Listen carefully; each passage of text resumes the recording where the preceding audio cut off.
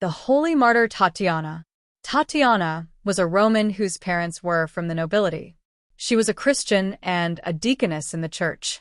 After the death of Emperor Heliogabalus, there reigned the Emperor Alexander, whose mother, Mamaea, was a Christian. Emperor Alexander himself was wavering and indecisive in his faith, for he kept statues of Christ, Apollo, Abraham, and Orpheus in his palace.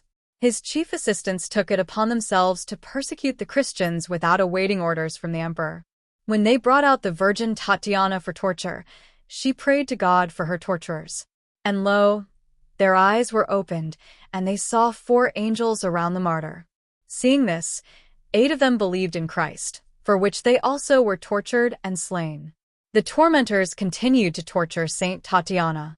They whipped her, cut off parts of her body, and scraped her with irons. All disfigured and bloody, Tatiana was thrown into the dungeon that evening, so that the next day they could begin anew with different tortures.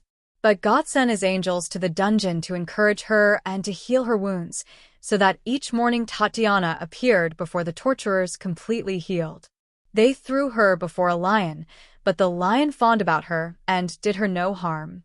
They cut off her hair, thinking, according to their pagan reasoning, that some sorcery or magical power was concealed in her hair.